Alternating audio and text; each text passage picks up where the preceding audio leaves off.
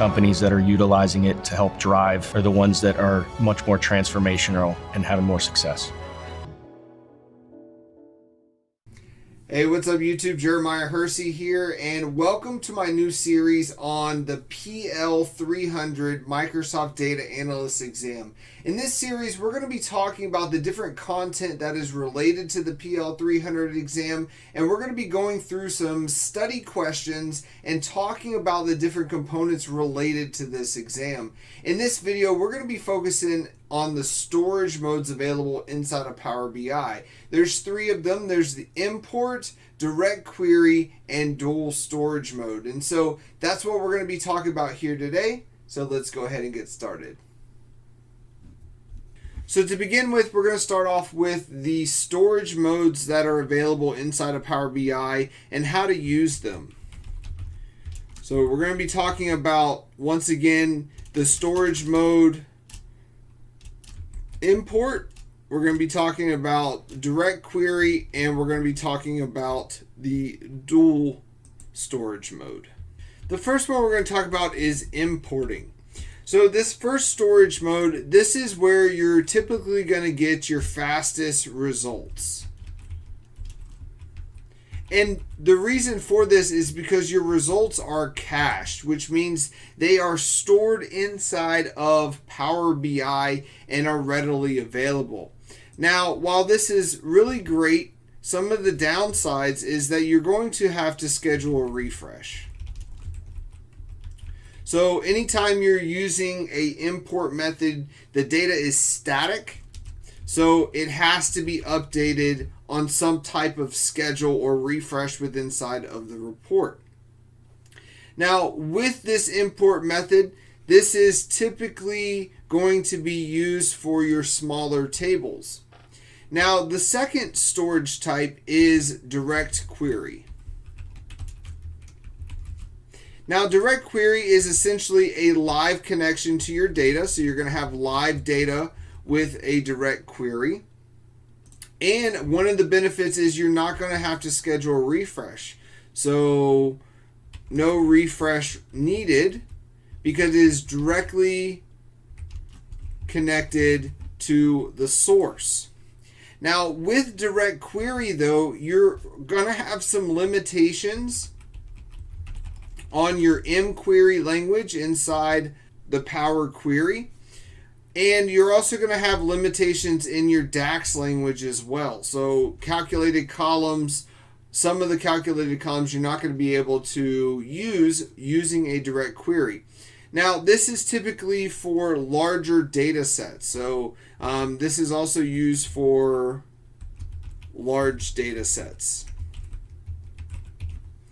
So with this direct query method, it has live data, it's up to date, no refresh needed. But as we start to kind of think, okay, well, what is dual mode then? Well, dual mode is a combination of both import and direct query. So that's the third storage mode here, that's the dual mode. And the way the dual mode works is it's based on the query that it's running. So if the query is running against a direct query table, it's going to use direct query. If it's running against an imported table, it's going to use that cache data. So you kind of get the best of both worlds. And so in this case, it's going to use both direct query and import.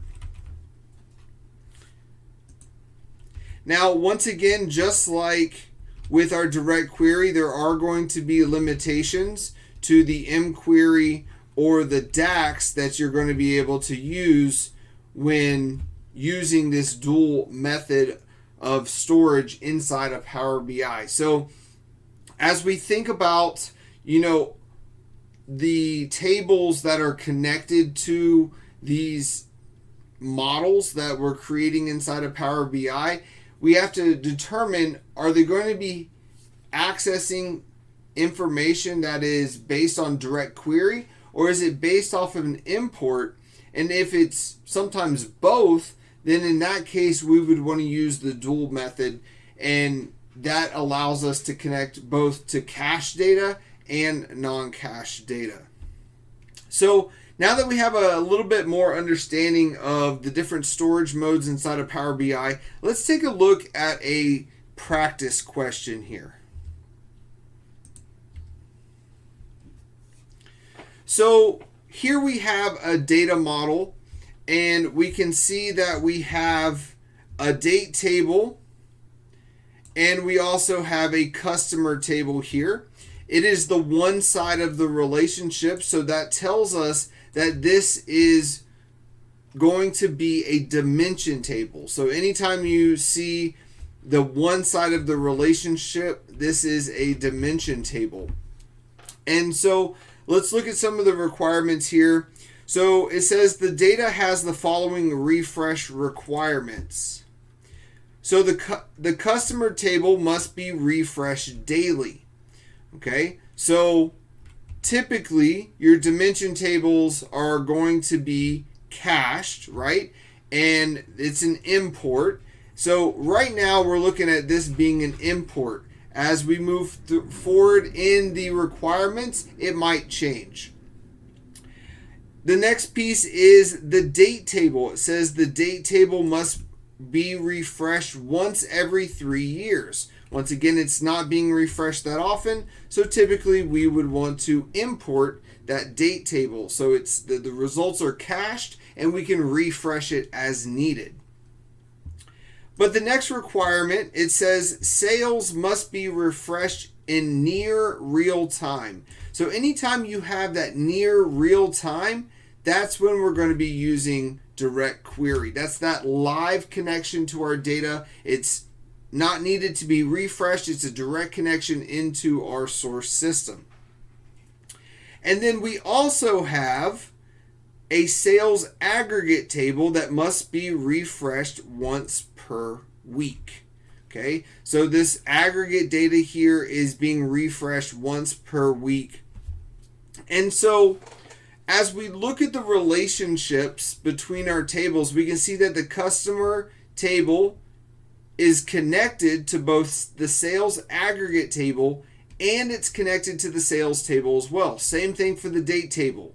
It's connected to both the sales aggregate and the sales table. Now, we've already determined that because sales needs near real time, this is going to be a direct query. But the sales aggregate is only refreshed once per week. And so this is going to be an imported table. So as we start to think about, okay, how are we going to choose the storage modes for the table? Well, once again, if it's accessing the data both in direct query and an import, we're going to be using that dual method. So this no longer is going to be an import because the sales aggregate table is imported, but the sales table is a direct query. And so for the customer table, we're going to be using this dual storage mode because it accesses both the direct query sales and the import sales aggregate. For our date table, same thing applies. It's accessing both the direct query and the import here. So we're going to go with the dual method. We've already determined that our sales table needs near real-time data, so that's going to be a direct query storage mode. And the sales aggregate, which is updated once per week, that will be our import.